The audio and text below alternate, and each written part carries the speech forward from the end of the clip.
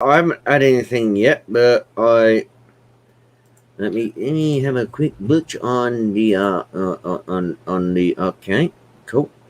Okay, so we are live, guys. Hey, whoa, hold on, wait, hey, welcome, The folks. top five Hey, shows, and we were just talking about stuff, and said, I'm just going to hit the go live button and see how long takes to catch up here. So we oh were just shit, talking hold on. about today's episode is the top five shows for Tom Cruise movies that are not in the Mission Impossible series. But we were just talking actually about Benny Hill, which is an old show, not Benny Hinn, which is a certain other type of show. Benny Hill was a British comedy show from the 70s and 80s that could not be put on TV today. Oh no, not been funny. If you don't know who Benny Hill is, if you've ever seen the OG Italian Job with Michael Caine, the computer genius who barely speaks, has the dodgy glasses, is slightly chubby. Now she's a fat fucker. I don't care. And he goes, I like them thick. When they bribe him with two of them, he's like, I like them thick. That's fucking Benny Hill. Yeah. Benny Hill, he used to have the craziest end skits for everyone.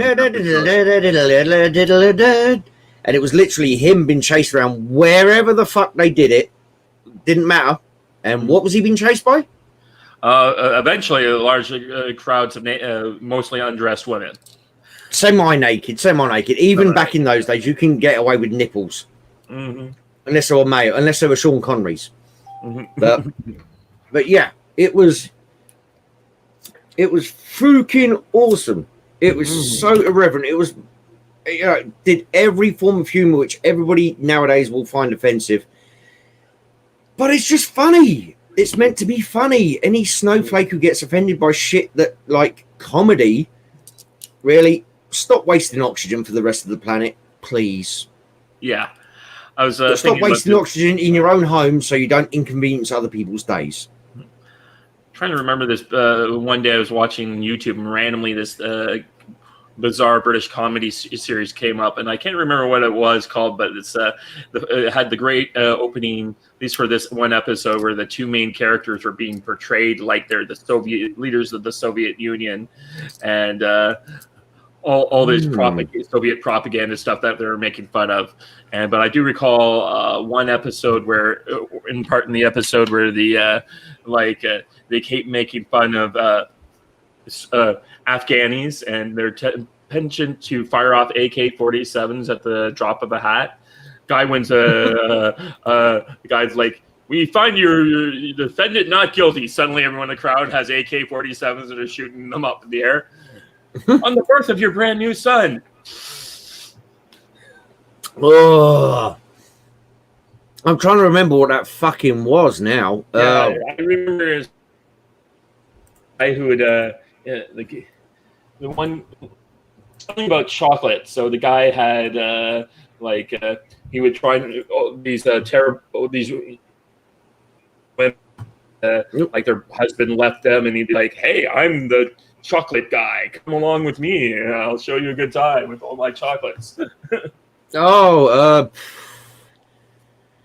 can't remember. I mean, not being funny, but there's so many classic British comedies.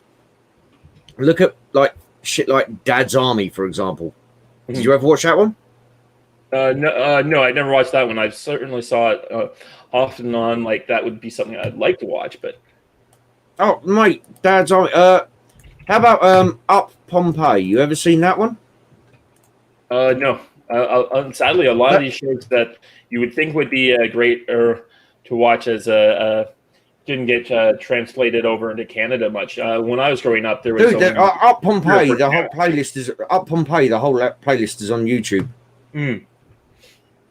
So seriously, sorry, hold on one sec. I'm just doing a bit of sociables.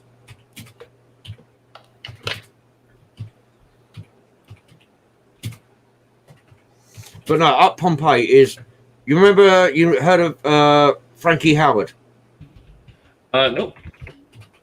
Oh, dude. Oh, hold on. Sorry. Oh, okay. I'm gonna have to. I'm gonna have to dig you out the fucking link right this fucking second because I feel offended you have never seen it. So you have to bear with me 1 second while I pull that up because Jesus Christ.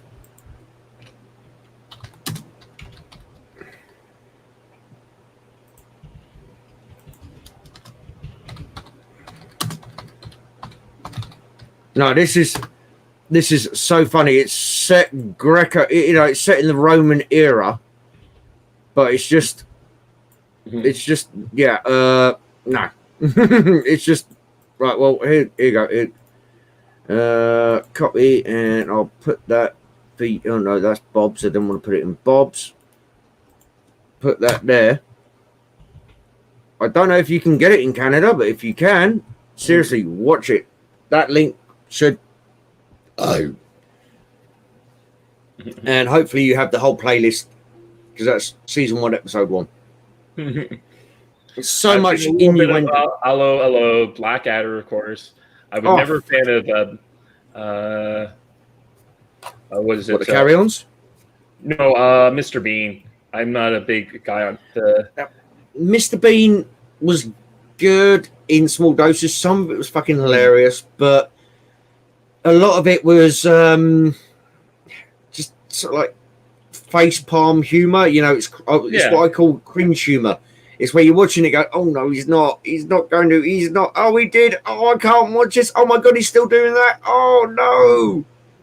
Which, I find amusing sometimes in small doses. But half-hour episodes, hour-long episodes, or whatever they were, no, you were just like, I'm not bothered anymore. Yeah, I think that was my issue with it. It is sort of like coming off of the great satire that was all the Blackadders, and then just watching him just kind of flop his way through physical comedy. I was like, I'm sorry, I expect a little bit more intellectualism than this. What, from Rowan Atkinson, the actual fully qualified architect? Oh, really? I didn't know that about him. No, he's a fully qualified architect. And I went, well, why are you doing this? He went, because I make more fucking money, obviously. Yeah. Mm-hmm. So I remember going into like a day camp in Canada, and there would be like the university day camp, and we'd be put in our architecture class, and our architecture would be, people are like, yeah, it's going to really be sucked because we're not going to make any money doing this unless we're really famous. We'd be better off being engineers.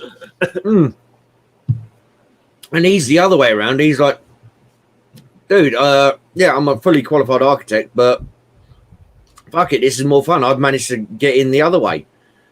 So it's, yeah. But no, check that out. Obviously not now. Because we're live on air, and,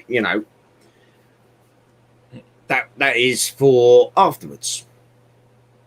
But yeah, check out the Up Pompeii. Frankie Howard is fucking hilarious. He's got a very dry wit to him, which I think is probably why a lot of Americans wouldn't get it. Yeah. I know you've got a dry wit. Oh yeah. It's not like the brum bum. Yeah. It's kind of just the phrasing and the look, So. But that is well worth it. And just to let you know, I haven't heard from him, even though I fucking did confirm with him days ago. Never surprised. Well, we did change the day on him, so. No. I did actually ask him. I said, when me and you agreed to change the day, I said, is that cool? And he went, yeah, that's no problem. Mm-hmm. So expect him to show up when we probably get to our number ones. Yeah, let's see how it goes. But yes. Another favorite British comedian of mine was Chef. Who? That was Gareth Thomas, I believe. And he does this show of on. It was on. Oh, here he is. So yeah, he's right there in the chat. Gareth Thomas plays like, or sorry, Bob. Fucking, I've sent you the link, bitch. Jesus Christ. So it's a wild Bob. So Lenny Henry, who apparently is a knight now. Oh God, yes, Sir Lenny Henry. Yeah, sorry, yeah, Chef. Oh Jesus Christ. Sorry, Lenny Henry stopped being funny about 20 years ago. Yeah, well, this is when he was still funny, and where he's like a highbrow chef. And I just remember watching this one scene where he's like in the first episode, he's walking across. He's like in his restaurant, he's walking across, and someone says, "Who has even touched the meal?" Takes it and turns to his wife and says, "Can you pass the salt?" And he just stops, turns around, and is like, "I spent years in culinary school making the most." Why the fuck do you want salt on this? Yeah, it's like, yeah, no, it's. Oh shit! Bob is actually here. Yeah. Sorry about that. Windows tried to do an update on me. I know I had the on my phone, but tell you what, folks, is a program I use. It blocks Windows updates, but you can if you look up Sledgehammer. Dude, I'm gonna need that because that last update they did to Windows 10.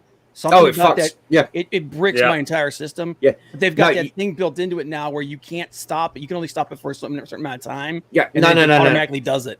No, what I've got running on my main rig at the moment is a program called Sledgehammer, and it's fucking dead simple. I mean, it's basic MS DOS kind of shit. You know, you run it, and it's like 1, 2, 3, 4, 5 are your options. Stop updates, check updates, show updates, but don't install. Run full updates, or do you know what I mean? It's fucking dead simple, and it stops Windows doing anything on your system unless you want it to.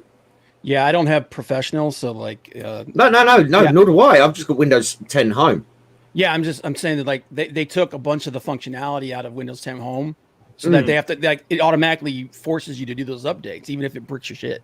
Yeah, I know. That's why I found this fucking. I'm just looking for it now. I'm just gonna open up the actual program, see if it gives me a link to it. Yeah, drop me a link for that, dude, because I need it bad. Sorry. Yeah, hold on. Yes, come on. Installing script. Like I say, it literally just blocks shit. It's not. No shit. No, it doesn't have an actual link to it. Right, fuck it. Hold on. I'll tell you what I'll do, folks. Whilst I am been incredibly entertaining just by my fucking good looks alone. Oh come on, Bob's. Oh, by the way, Bob. Yep. You know where you dipped out last night? Yeah. Of our of Final of E3, which was fucking atrocious, by the way. Oh God, yeah.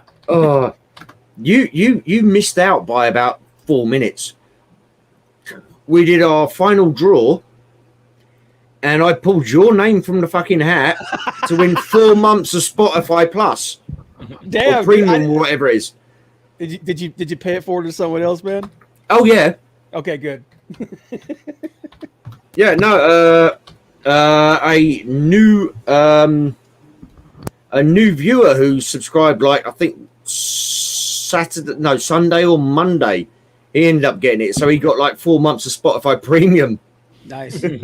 Yeah, I had to leave for work and everything, but I actually thought it was like, man, because I dropped that link in there, that in the chat says like, have a good stream, guys. See you later. Yeah. And I'm thinking, and then you said like, everybody type it now. I was like, I'll bet you $10 he pulls my freaking name. But hold on, I'm gonna just give you sorry, where's the wrong bloody screen. In the private chat on our StreamYards, I'm gonna give you a link to I think it's What Geek. Okay.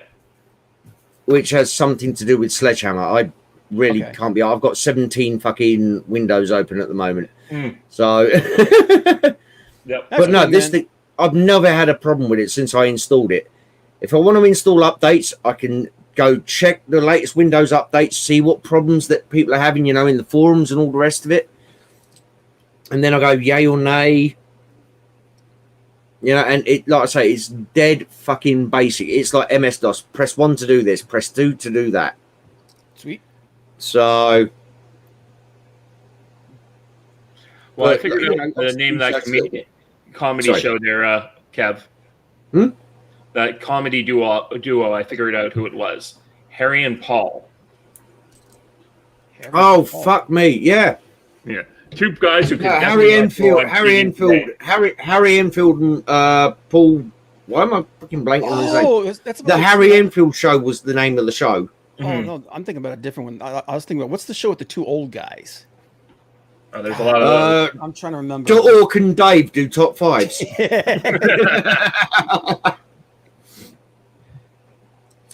But yeah, no, that you're thinking Morty? the Harry Enfield Show. They're pretty Wow. old now. Yeah.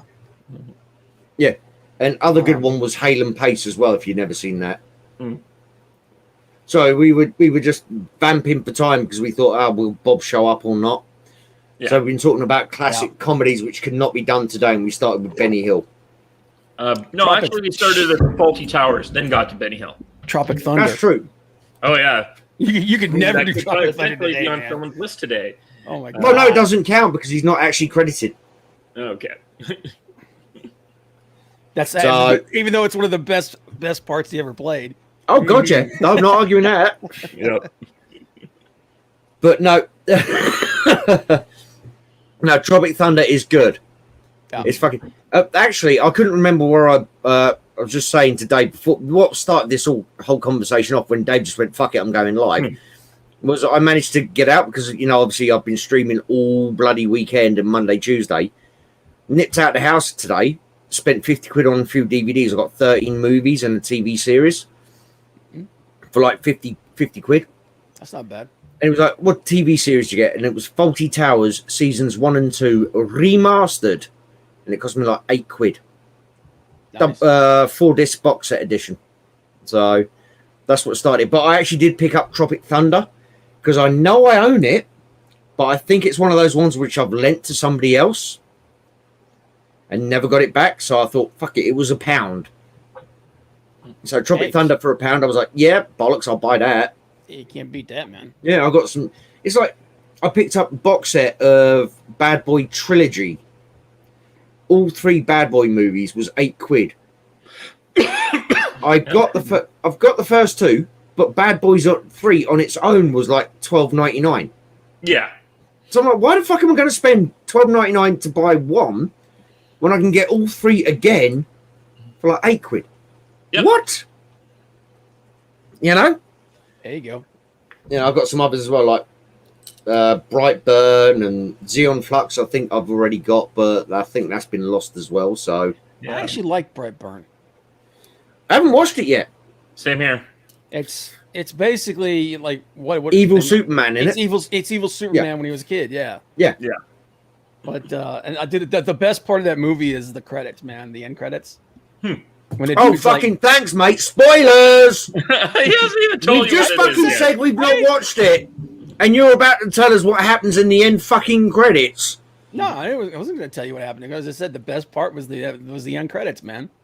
Yeah, and then you went, especially when, and it was like, fuck off. Yeah, no, it was especially at the very end of it when the dudes. You'll know what I'm talking about. Yeah. See, spoilers, folks. Okay. Yeah. Jesus Christ. Ugh. I love you, Bob, but no, actually, I'm lying. I fucking don't. Yeah. I was gonna say, Sorry, Dave. I keep forgetting I'm not supposed to swear on your channel. I do apologize for You're that. utterly full of crap. Yeah. What about the swearing part or the apology No, to Dave? about the apology. Oh, yeah. All of it. This is true. So, who wants to start us off today on their number 5? Ooh. I'll do it. Okay. Go on him. Okay. Number 5 for me was Taps. Mm. That end scene, man, when he's on the M60 and he's just going completely going completely crazy. Mm-hmm. That's the whole movie for me right there, because it's like it's that end scene with him and what's the guy's name? The main character. The other kid. Yeah, I'm trying to remember his name. I'll look it up here. Scott, was it? No, he wasn't. No. No, he was the general, wasn't he? Yeah, George C. Scott was Wasn't Penn? No, Penn.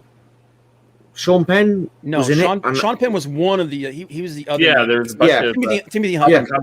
Timothy Hutton. Hunting. When they're both at the end and they both die, like that encapsulates that entire movie, like right there, that scene. Yeah. So, but yeah, it's Like that's my number 5 for Tom Cruise is Taps. If you haven't seen it, it's an older film, so a lot of people probably haven't seen it. Early 80s, I think it was, wasn't it? 81, I believe. Very early 80s, I think. Guy's barely out of high school yeah. when he does that movie. And you look at like the number, like the people that were in. Giancarlo Esposito was in that movie. Was he? Yep. Fuck me, I haven't seen that movie in time. Yeah, I was the last time I saw that movie, I was the same age roughly. Mhm. Like Tim Riley was in that movie. Tom Cruise, Sean Penn. I should fucking hope Tom Cruise was in it. This is the whole point of the show. Well, Timothy Hutton, George C. Scott. Like we just talked about George C. Scott. There's a lot of guys, a lot of young guys were in that film. yeah. There was somebody else that was a big deal that was in that film, and I'm trying to remember who it was. But yeah, even today it's still an interesting movie. Oh yeah.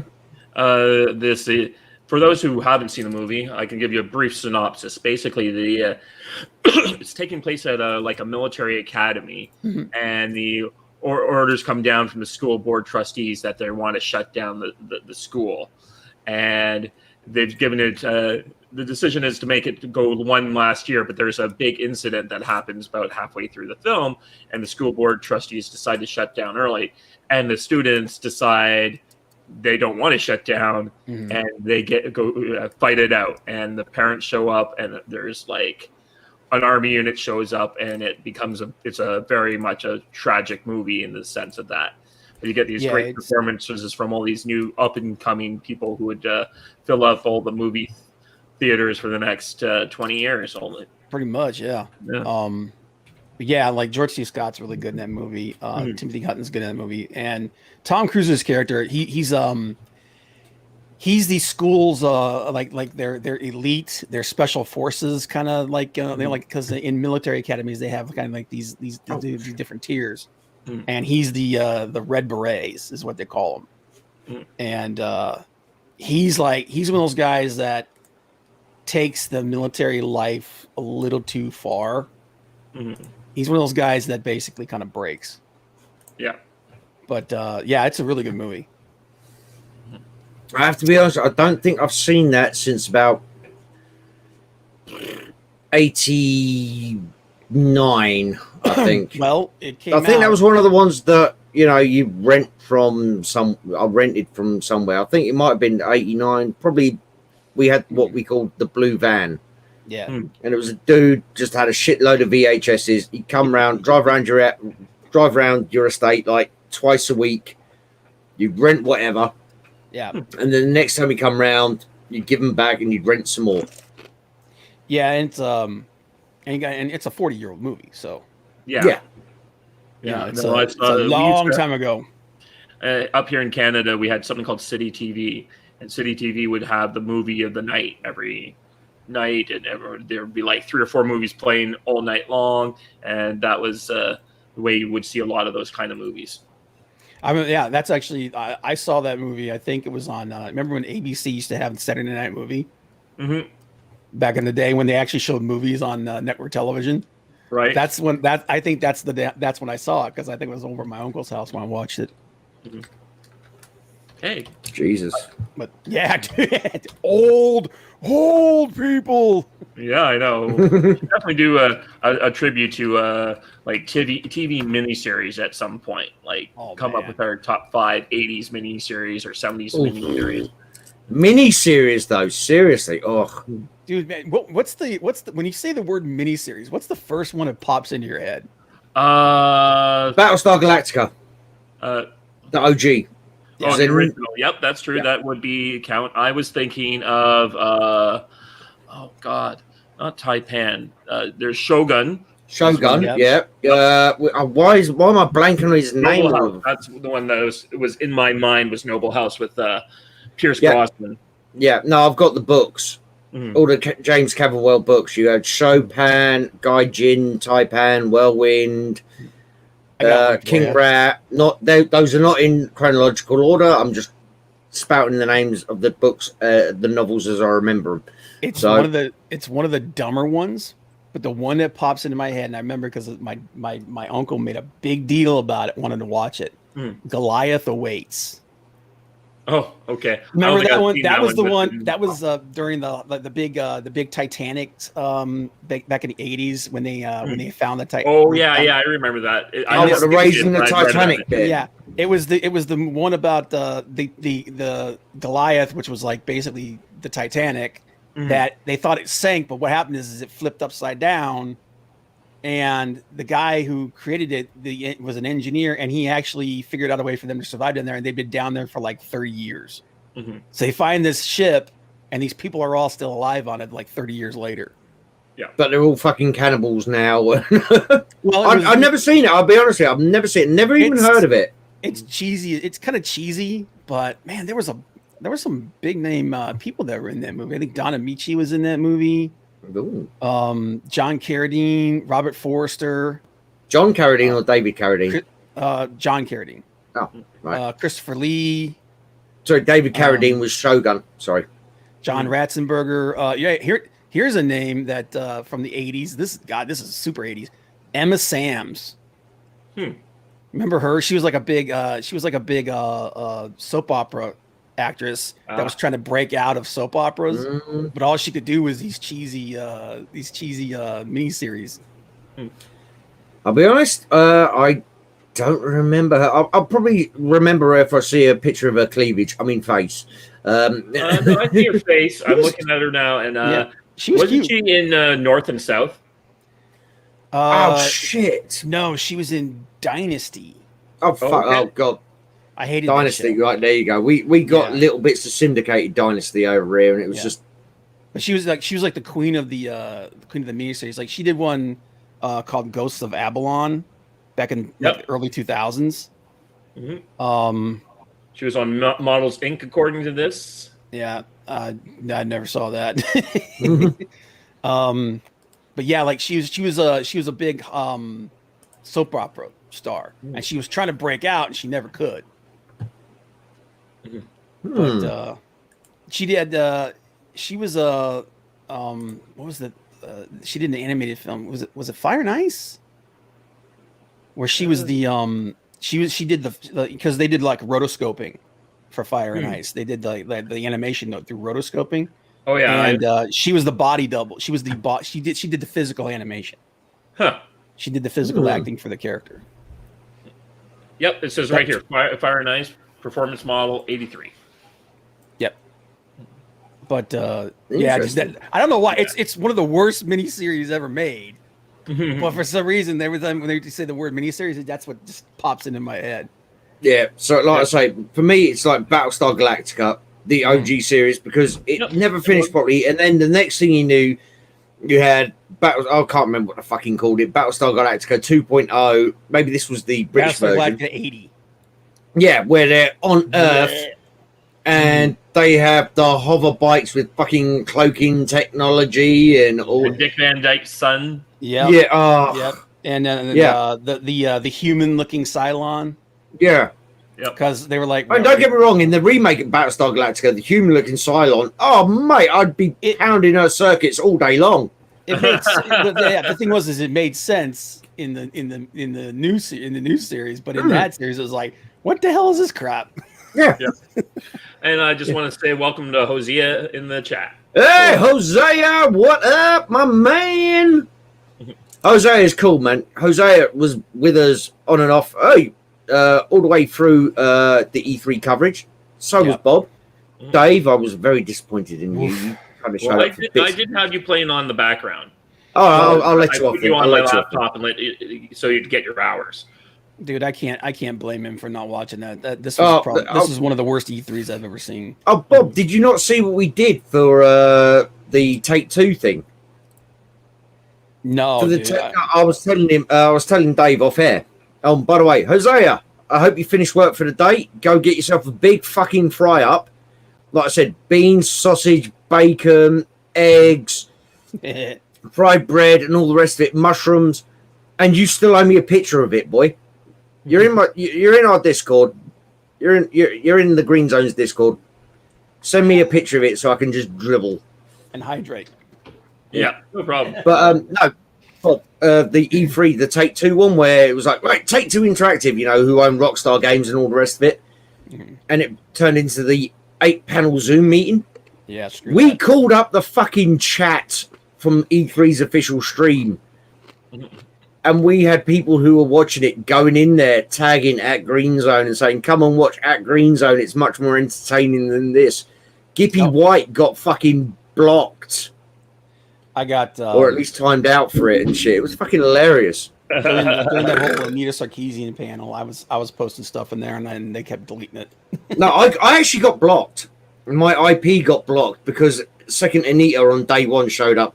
I went, "What the fuck is Anita Skankeesian doing on this piece of shit?" Oh wow! Over an hour. That's how long that panel was. And guess what? A freaking hour. I couldn't actually sign into the stream for days 2, 3, 4. Yeah, it doesn't surprise me, man. Like, there's a big article where they're saying that they wish that it was even funnier. I even tried logging in the green zones, and it was like, "No, you can't log in as well." So they tagged my IP for it. Yeah, it sucks. So what's your number 5, Kev? Yeah. Oh, sorry. Yeah. Bringing it back around. Yeah. Good man. Getting it back on track. Yeah. My number 5 was Interview with a Vampire. Big event movie. Yep. Yeah. Now, the first time I ever watched this was actually in the cinema. I watched this on the big fucking screen. Yep. And I started having fifis for Kirsten. And I started feeling a bit wrong about that. And then I realized, well, hang on. No, she's actually not as young as... Do you know what I'm saying? Yeah. It's like she because especially when she portrayed herself more mature and shit like that. I was like, she's older. Oh no, she's about the same age as. Well, technically, I'm 3,000 years old, but you know what I mean. If I was a human child, I'd have been going, "Oh shit, no, she's about the same age as me." And and the ensemble cast, you had obviously Tom Cruise, Kirsten Dunst, Brad Pitt, fucking Christian Slater, Antonio Banderas. And what I liked about it was the journey through the centuries. Dealing with the way the modern world changes as much as anything else. All the way to, because you make me this way. And the way he deals with, he saved her from dying by turning into this. And then he's disgusted the way Tom Cruise portrays him, brings across his disgust at what she's become, the way she's, what is it she says? "Oh, I broke this maid. Can I, or nanny, or what, childminder, whatever it is. Can I have another one?" Yeah. So that, you know what I mean? And it's just like, to the point where they have to sacrifice. He played that so well, and he played so well off of Brad Pitt in that movie as well. Yeah. Yeah, the best part of that movie is at the end when he's like listening to the he's driving the car. Oh, what, Christian Slater's driving off after the interview? Well, no, after Tom Cruise like catches him and he drinks his blood, and he's listening to the recording they just made of Brad Pitt, and he's like still whining. He's still it's bitch. "I'm going to give you a choice that I was never given." Yeah. But that was a good movie, man. I remember just even if you're not really a fan of the storyline, just the visuals of that movie at the time were really amazing. Oh yeah, like just even like you say, the visuals that Antonio Banderas, when you meet him, he brings them down, and you got the whole sheer-sided walls with all the coffins up there because of the troop and all the rest of it. That's there. Yeah, the whole thing, and to where he goes mental with the scythe. Yep. The whole thing was like, what the fuck am I watching? Sorry, Dave. Yep. That's my one F-bomb for Dave's show. The 12th one F-bomb for the day. Hey, I don't count them. You shouldn't either. As long as I say that's my first one of the day, if a YouTube reviewer watches this, he'll go, "Oh, he's acknowledged it and he said sorry for it." But nope, good choice, man. So that is my. Although I have to admit, all my other choices are probably a little bit more modern. So my number 1 is actually a really old movie. Yeah, but I think I might have an idea of that one is. My number 5 is Night and Day. Night and Day. Really? What the fuck, dude? That was discount Mr. and Mrs. Smith. You know what? His part was good. Yeah. I liked his part. I didn't like Cameron Diaz was insufferable. Oh yeah, And that came out after Mr. and Mrs. Smith, Mhm. and it just felt like discount Mr. and Mrs. Smith. And oh, by the way, she's really into muscle car engines, so she can fix this shit. At least they give her, as opposed to randomly giving people skills that you suddenly have no idea how they have that information, which is a common trope. I liked it for all the action scenes that happened, especially that opening sequence on the airplane where he suddenly has to take out 20 guys while she's like in the bathroom. Yeah, and he's like, oh, nothing, they're sleepy. His part, yeah, like running of the bulls. There's a lot of action scenes that I liked in that movie, and that's what I liked for it. And there's some fun I'll give you that. I'm going to give you that. Definitely, I'm going to give you. It was a fun ride. Mm-hmm. Yeah, I'd give him I'd give him his part a 7 in that movie. Hers I'd give like a 4. Really? 4? Dude, at least she's cute. Yeah, that's true. The best thing you can say. And in all fairness to her, she is actually in real life a car enthusiast, muscle car enthusiast and shit. Yep. So she does like a classic American car. Not gonna crap on it. So no, but I'm not sure that could have been an honourable mention, in my opinion. Yeah. But folks, this is why we do this show. We do not compare lists beforehand. Yeah. Me, I'm obviously right all the time because I'm the Ork. The Ledge over here, Dave, is obviously right all the time because it's his fucking channel. And Bob is always wrong because he forgets to shut up half the time. Apart from that, yeah, everybody's welcome. Everybody's opinion is welcome. Yeah. Just remember, mine is right. Yeah. Everyone's opinions are welcome, except for Steph's, because hers is always wrong. All right, the Hobbit. Yeah. All right, who's my also number running 4. her channel right now against ours. So. Yeah. Oh, is she? Yeah, she's doing a review of the second episode of Loki. Oh, I'm tempted to jump over there, go onto YouTube, and just in the chat go, why aren't you watching The Ledge? You mean episode 2 of live action Rick and Morty? Yeah, Rick and Morty, the show.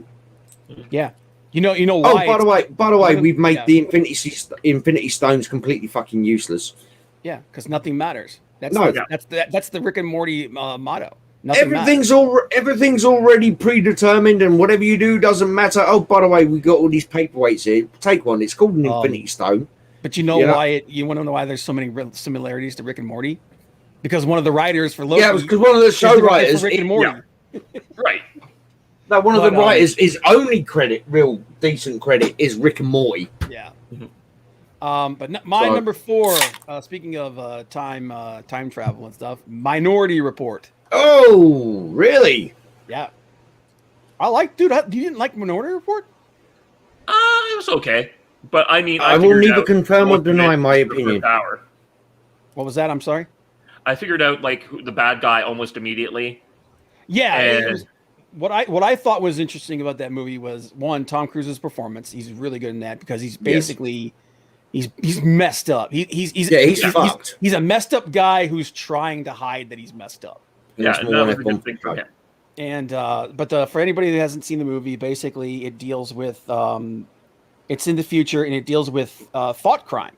Basically. Actually, it's not that far in the fucking future if you look at the world around us at the moment. Yeah, well, that's what I'm saying. Is like it's something that a lot of futurists had fears of, but that has actually begun to come to pass because there's a lot of people that want people brought down because of wrong think, thought crime. Oh yeah. So, but the idea is that there's these 3 people that are basically being used. They are espers, and they're able to glimpse the future, and they use them to stop crime before it happens. But it comes up with that moral. And actually, Marvel kind of stole this for Civil War II. Me being, my name's Comic Book Bob, so. But Civil War II was basically about thought crime. It was there was a young Inhuman who had the ability to see the future, and they used him to basically get these people lock people up before they had actually committed these events. But are they actually guilty of it if they haven't done it? Right. You know what I mean? So it's basically, it's all about that slippery slope. But the Tom Cruise's character, essential to the story, is this guy who basically lost everything. He's a drug addict, actually. I know. That's one thing he's trying to keep quiet as well. That's one of the things through he's the trying to movie. keep quiet. Yeah, is that he's a drug addict, and he gets accused of a future crime. Yeah. And so the whole movie is basically him coming to terms with the fact that this system is wrong. You can't, not just the system is wrong, the system he's dedicated his life to. Yeah. Because he opposed, if I remember correctly, he opposed it to begin with. Yep. And then his wife and child are killed. Yep. No, and it's like, well, yeah, sorry, just child. Well, and he's like, oh, if I'd supported this from the beginning, yeah, it wouldn't be. So he becomes the most ardent supporter of this whole thing and their best, officer. Yeah, and the idea that some people have actually, there's so many things about today's society that this movie touches on. Because one of the things that happened with these precogs is what they're called, is they've actually almost built a religion around them. Oh yeah. They have. They actually have in the fucking movie. There are people who worship the precogs. They even call Tom Cruise his character denies that, but even he admits that they call the room that they keep them in, they call it the cathedral. Yeah. So it's like, it's a movie that has actually aged really well. And if you watch it today, you see a lot of these themes that they're playing out in society today. Oh God, yeah. So yeah, it's not his best movie, but it's one of his most interesting. So I do agree it is interesting. I found the action scenes really bad. They don't age well at all. No, the especially story the stuff with the flying cops. That's just like, the technology wasn't there yet, and it still probably isn't there today for what they were trying to do. I found the plot line really predictable, and it's sort of like, so we have these three telepaths, or these people who can predict the future. What happens when they die? What happens to our program then? Yeah. How are we going to replicate this? There was a lot of it was just sort of like, this sounds pretty good for one small area, but like. Well, you got to remember that they were like scouring the earth for more. Oh yeah, they were searching. They were looking for them, and that's another one of the things that it was a little thread, but it's one of those threads that goes in. It was like they're actually looking to find more people to exploit, because these people didn't choose to do what for what no, they were they were triplets that were orphans, weren't they? Yeah. And they were just basically being used by the state. So it was they had no autonomous. Yeah. And so then they're going around telling everyone, oh, no, they live these happy lives with with all their needs taken care of. They had this very propaganda program about them. But it was just like, there was interesting ideas in and I agree it's a good science fiction movie. I just found a lot of the questions it's asking are good, but the way they went about it, what I thought was just sort of like, I've seen this done better somewhere else. Yeah, this was a movie. This was one of those examples of Spielberg's imagination being too far ahead for the technology, the time to be able to match up to what he wanted. Like if he made this movie today, I think it would be much better. Yeah, they wouldn't be able to make it today. It wouldn't be called Minority Report. It would be called Twitter Report. Yeah. Yeah. My other problem is it's pretty obvious at some point when who the bad guy is, and the scene where the one person who should know who it is shocked when he gets killed by the bad guy, and I'm like, you should have known who that was. Process of elimination. It was just lazy writing, and I am often get down on movies for lazy writing. No, because they did something where they because by the time he died, Tom had already taken one of the precogs out of it. No. The trilogy. There's a situation where the prosecutor / detective figures out what's happening. He goes to the person, and he should be arresting that person with all the evidence he has in his mind, but he doesn't, and he's shocked when he gets killed by that person. And it's like, I'm sorry, you had all the clues. Colin Farrell's character is the one that Colin Farrell's character should not have died there. He should have been arresting that guy and proving that we didn't need another half hour in this movie. Honestly, I place a lot of the blame for that on Colin Farrell's performance in that movie. His performance in the movie is really wooden. Mm-hmm. And the idea, I think, is that he's trying to give him a chance to, because of out of respect for who he is, because it's Max von Sydow's character.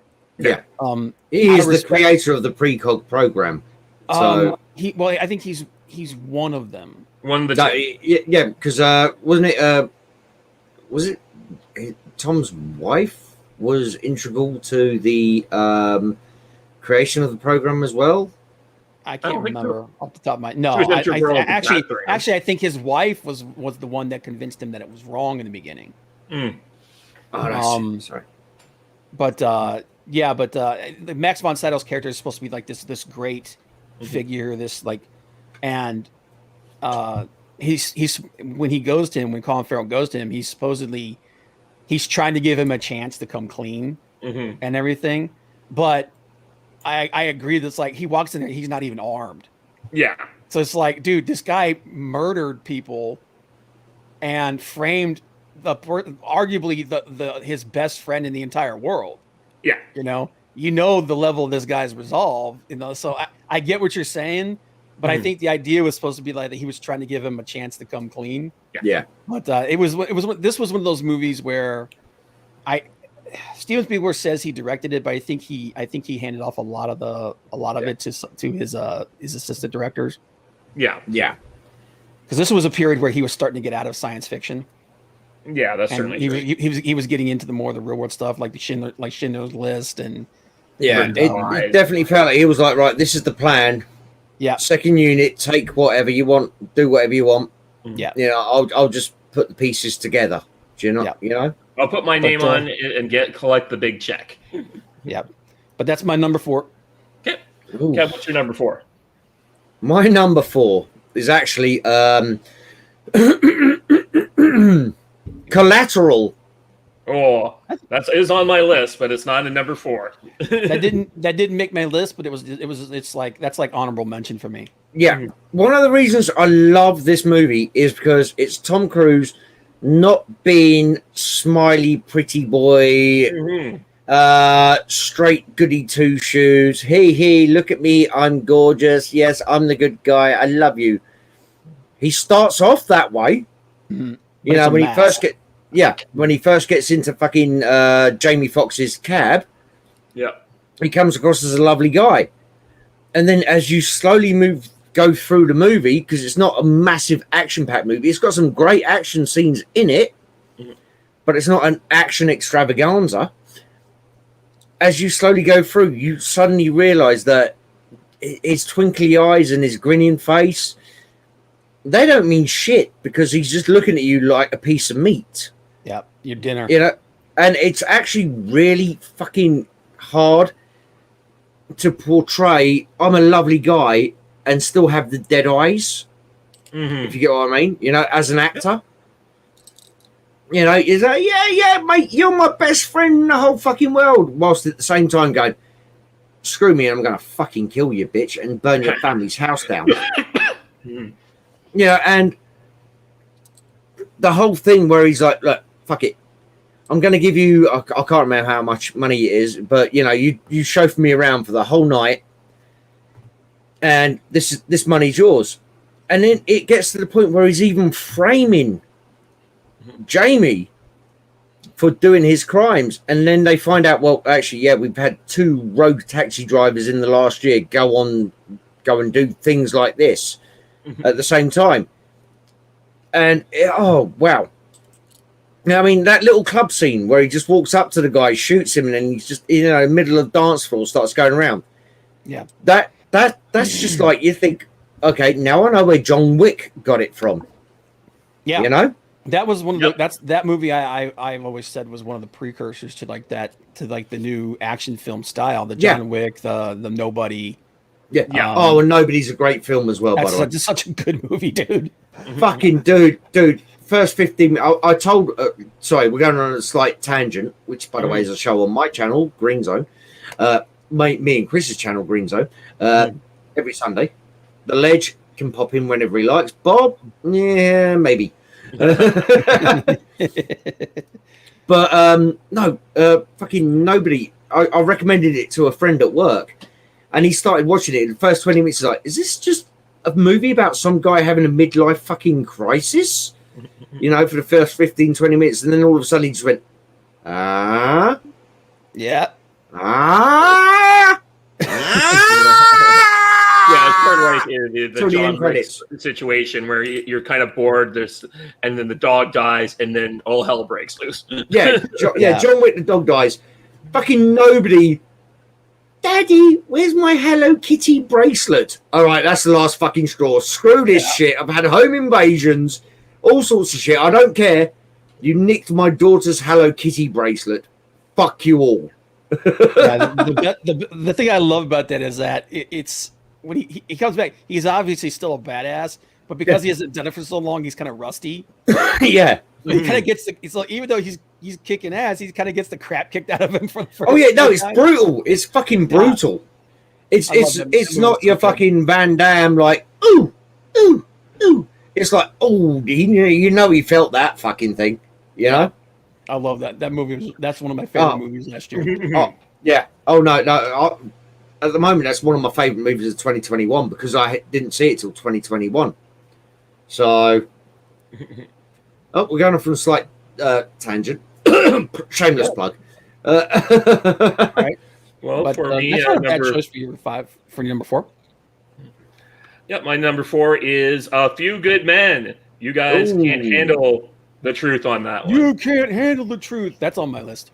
Oh yeah, the Jack Nicholson, the great playoff. One of my favorite parts of that movie is the speech the two Demi Moore and I can't remember the actor's name where they're comparing notes, and he's like, "Why do you hate these guys so badly?" And the guy's like, "They beat on this kid because he was just a little smaller and a little slower, and they gave him a hard time." And he's empathizing that, and then he turns to Demi Moore and says, "You know, why do you care so much? Because they're the thin line that protects us that allows us to sleep at night. They stay up all night so we can sleep at night."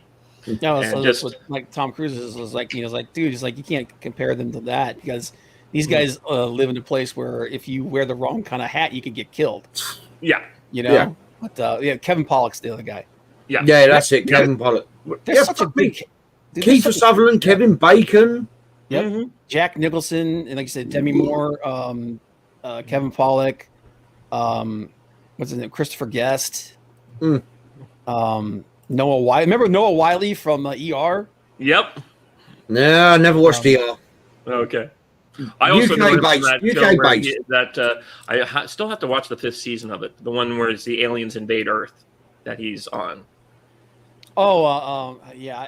That show actually kind of jumped the shark for me after the 2nd season. Yeah. Was that the one that they had the gaming tied in with it? I saw 4.5 seasons. I should finally sit down and complete it. But yeah. Yeah.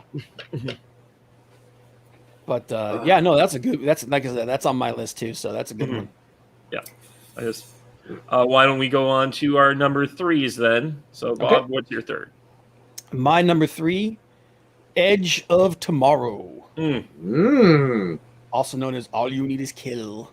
It's Live, Die, Repeat. Or Live, Die, Repeat, which a sequel is coming out. I know. Trust me. The name of it is I'm don't get me wrong. I love the movie, but the title of the new movie is Live, Die, Repeat, and Repeat. And I'm kind of like, that's a working title. Yeah. It's got to be a working title, dude, man, because that's. But you say no, yeah, but Bob, I think of a second movie being a sequel, just being like, really, you really want to sequel this? I guess. Yeah. But Bob laughs at Live, Die, Repeat. But Edge of Tomorrow, it was marketed as Live, Die, Repeat. Yeah, no, Live, Die, Repeat would be fine, but this is like Live, Die, Repeat reminds me of. Remember we were talking about Tropic Thunder. Remember those movies that Ben Stiller's character was making? He's like, here we go again. Oh again. Yes. Again. But this movie should have had more props than it did. Yes. Give us the synopsis, my dear boy. The synopsis is that Earth is being invaded by an alien species, and they are they seem to be able to predict all of our movements and everything. And Tom Cruise's character is he's a member of the military, but he's in the PR department.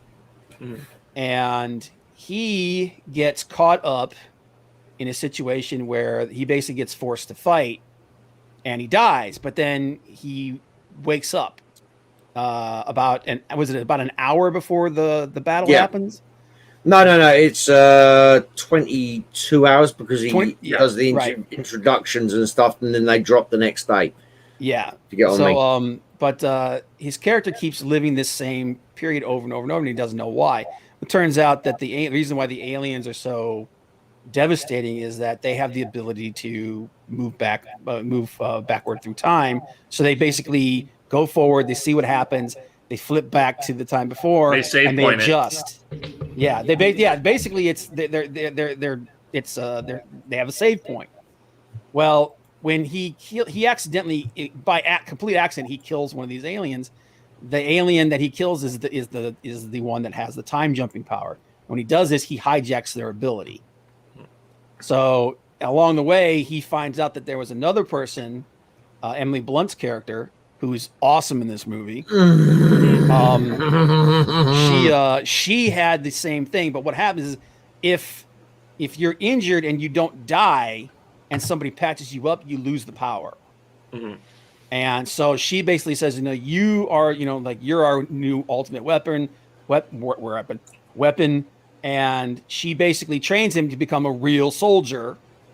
And so I don't want to, if you haven't seen the movie, I don't want to ruin it for you, but yeah, it's an awesome movie. This is true. Like Kev said, man, it deserved more credit than it got. Yeah. No, like I was going to say, it got fucked over because when they started the marketing campaign, it was Live, Die, Repeat was the name of the movie. Yep. So all the posters, everything, all the promo was Live, Die, Repeat. Then at the 11th hour, some schmucky moronic twat, see, notice I didn't swear, by the way, both of you, I didn't swear, in the executive booth went, oh, Live, Die, Repeat doesn't sound good. Let's call it The Edge of Tomorrow instead. And so they promoted his Edge of Tomorrow. Everybody went to the cinema, went, Edge of Tomorrow, what the fuck is that? Oh shit, I've just fucking sworn on fucking Dave's channel. Oh, sorry about that. Like three in a row. I was like, bleep, crap, bleep. Yeah. But no, so some moron decided to change it to Edge of Tomorrow after all the promo. So everybody comes in and you just, you know what I mean? You go to the cinema and you see all the banners up ahead and it's up overhead and it's like Edge of Tomorrow. And they're like, I've never heard that. So I don't know what that is. So nobody went to see it because nobody knew what the fuck it was. Bollocks, I've done it again. Fuck. And it just bombed at the cinema. But it's a fucking, no swearing there, great movie. Yeah. And the action scenes are wow. Yeah, it was really good. And I know some off camera trivia about that as well. Yeah, and it actually, and the reason why it's getting a sequel is because after people began to realize what it was, it became a big hit on DVD. DVD, yeah. What we called back in the day a cult classic. Yep. It is the modern day version of a cult classic. So yep, that's my number 3. Hey, nice. What's your number 3? Okay. People might not realize this, but might not get my reasoning for this, but my number 3 choice is actually Minority Report. There you go. I had Minority Report just above Collateral because as much as I love Collateral and it's like Tom Cruise doing something a bit different, Minority Report at the moment in the current world we're living in, it just seems to be more prevalent, more relevant today than more relevant. Thank you. That's the word I was looking for. More relevant at the moment. Thought police. Oh, you have wrong think. You must be sanctioned for it. Yeah. It's like fucking moronic arsetards. Again, no swearing. Again, no swearing. We're in on the twatters. People actually want to create re-education camps for wrong things. Exactly. That's how. Think about how scary that is. If you'd said that 20 years ago, you'd be fucking kicked in your head. They'd lock you up. They think you're nuts. Yeah. They call you a Nazi. Yeah. You know. But now you're standing and in call brave. you a Nazi. Yeah. And you say, piss. Yeah, exactly, Dave. You say, piss off, bitch. This is called free speech for a reason. Then you're labelled the Nazi because you're a Islamophobe. And it's like, no. I respect everybody. I don't care who you have. I don't care who you sleep with, what colour the person you sleep with is, what colour you are. If you do a good product, that's fine. If you come at me, I don't give a fuck. You know what I'm saying? Respect is earned. Respect is not a right. Respect is earned. Yeah. I was reading this book series by a guy called Kurt Schlichter, and he has a book series that takes after a civil war in the United States where two states become one. One's the woke state and the non-woke state. And in the woke states, one of the characters, basically a James Bond type, is in the Reds, what they call the red states, and he partners up for a mission with someone from the woke states, and they end up in Germany, and they go to Auschwitz, and the girl's like, "What is this place?" And he's like, "This is where the Nazis are from." And she's like, "Yeah, Trump and the Republicans." And in the woke states, they don't teach people that about the actual Holocaust and the Nazis. They just now call it right wingers. Yeah, it's pretty scary. And like I say, this is one of the reasons why Minority Report is my number 3.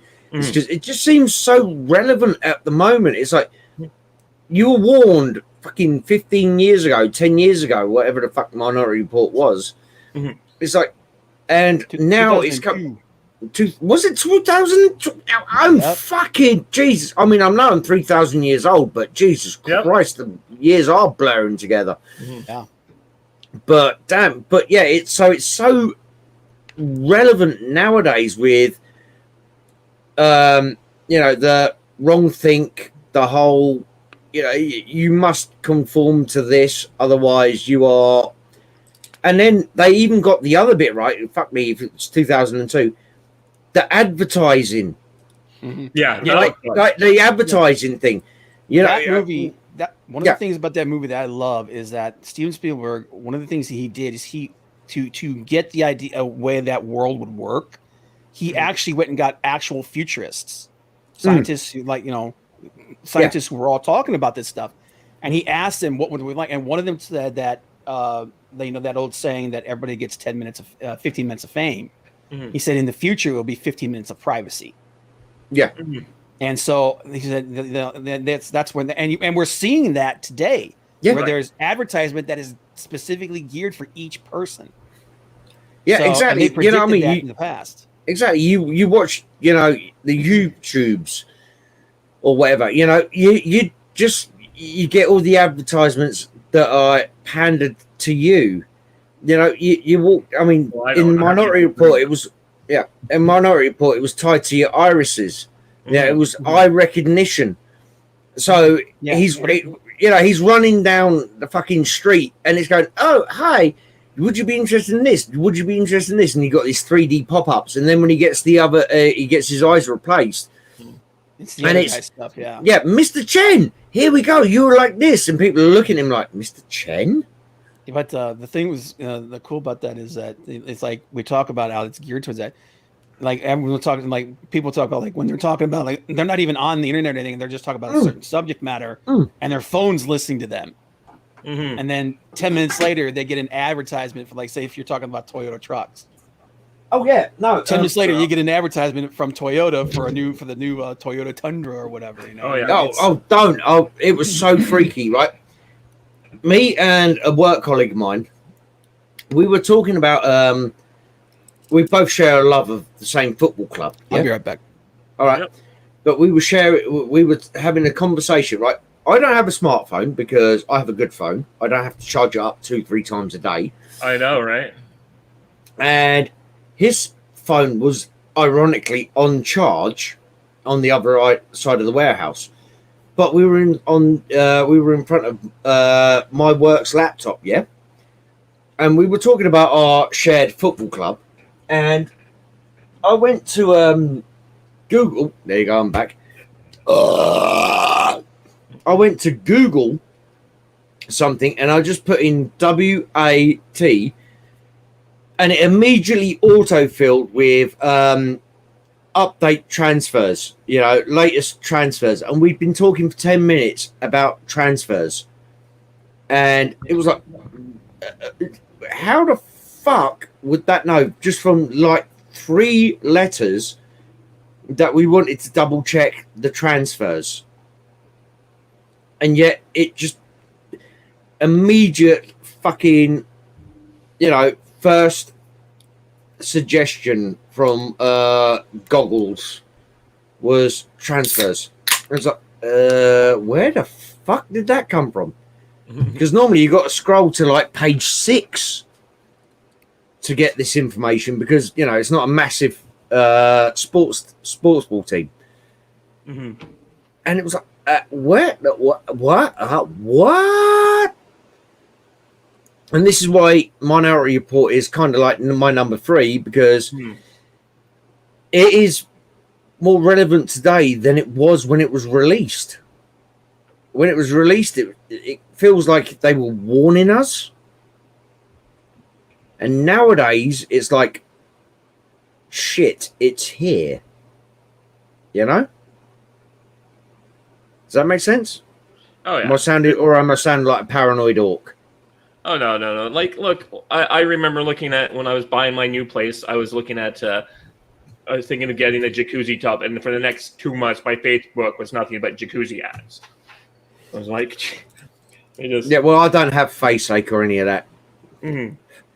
I have the twatters for the channel, and I have the YouTube, the boob tubes. Oh, no, sorry, boob tubes is the other one. I have the YouTubes, for chatting with lovely guests like you who are falling asleep.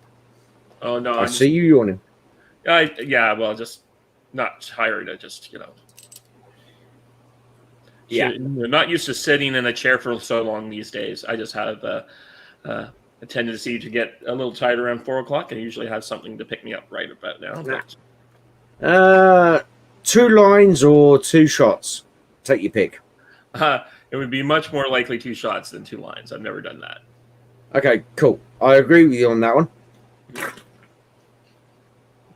Doesn't help that I did give up coffee a long time ago. Oh, well, that's your fucking problem right there, mate. Yeah, it's been like... How do you think how do you think I survived the last 5 days? Yeah, 6 or 7 years since I've had a cup of coffee. Jeesh. What, you don't even trust yourself with decaf? No, the reason is a little different. So the last time I got a stomach flu, the last thing I had before the stomach flu started was a cup of coffee. And ever since then, I associate coffee with a stomach flu. And a stomach flu is basically you can't hold anything down in your stomach for 2 or 3 days. Yes. So. Yeah. Well, I just call that with the coffee. So. Well, what you need to do is wean yourself back onto it. Try yourself with a little bitty ting like an espresso. And then gradually expand it so that you have an espresso in a half-pint mug.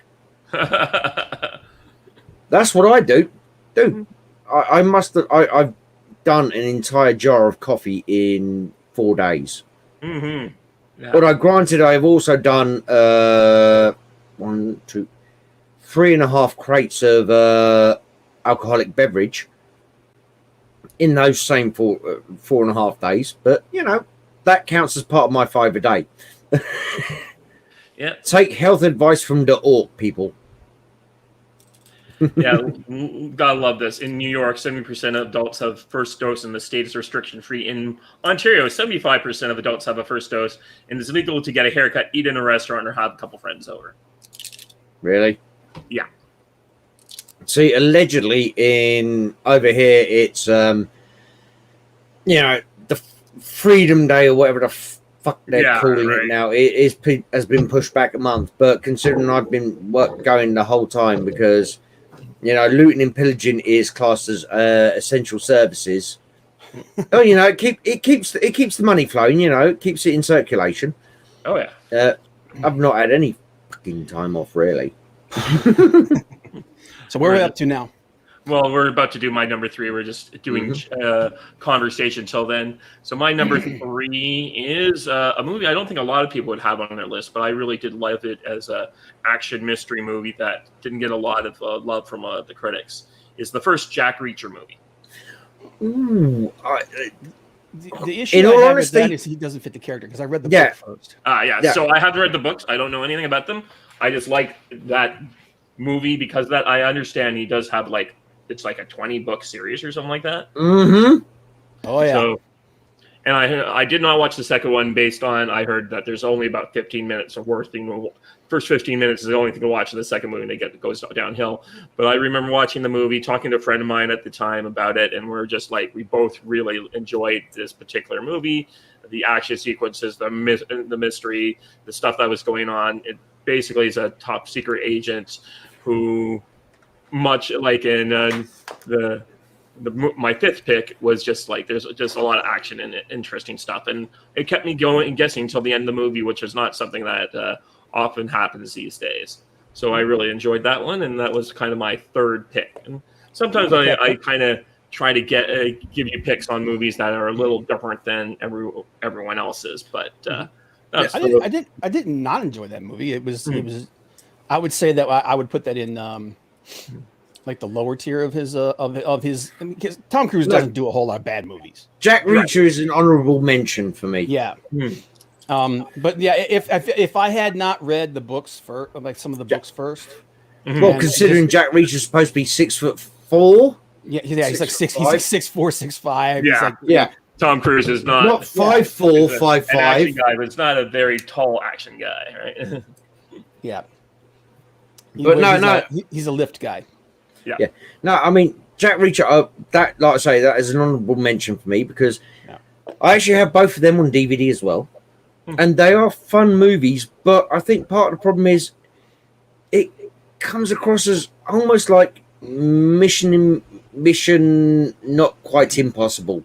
It feels in comparison to the Mission Impossible films, it feels almost pedestrian.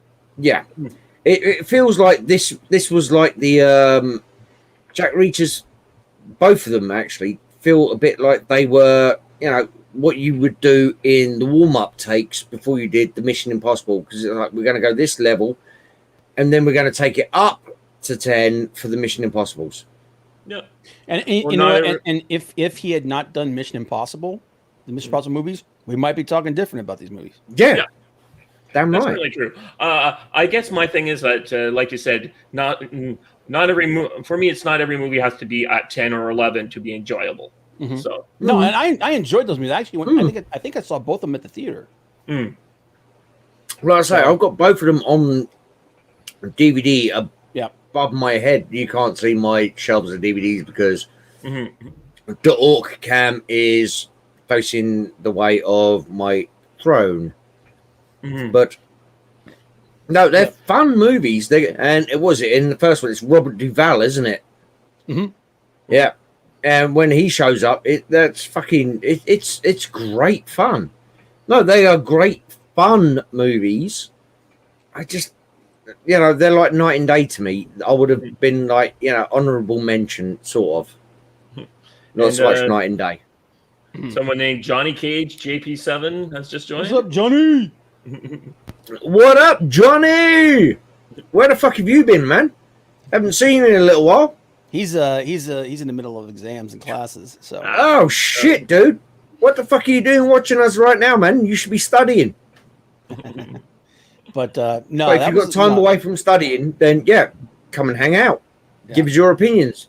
Give us your top 5 Tom Cruise movies in the chat that are not Mission Impossible related. Okay.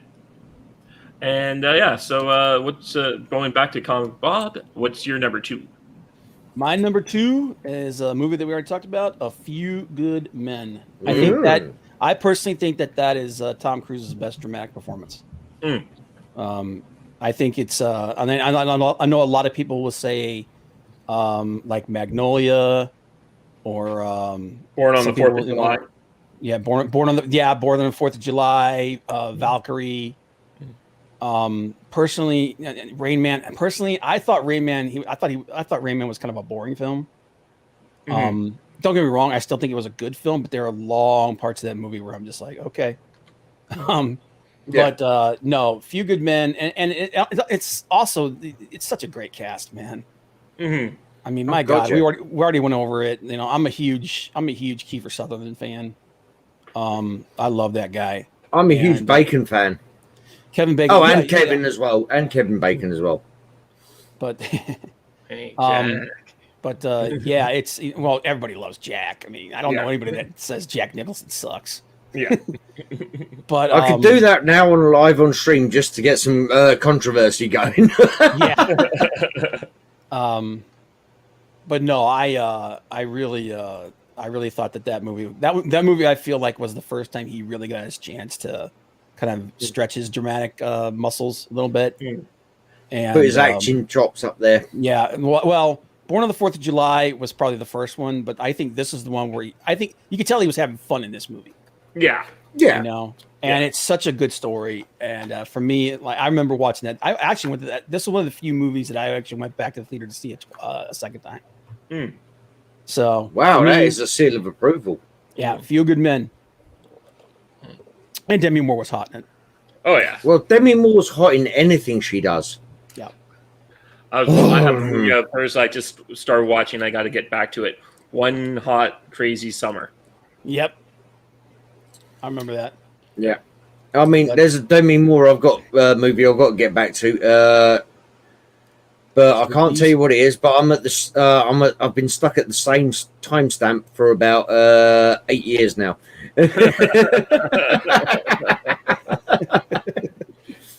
I don't know why. My number 2 is actually Edge of Tomorrow. There you go. And it's such a good movie. Yeah. One of the reasons why this is my number 2 pick is something that you didn't touch upon. What's that? Is Tom Cruise having shits and fucking giggles, dying over and over again in all sorts of stupid ways. Right. You know, like. Who did he think he was? Lara Croft?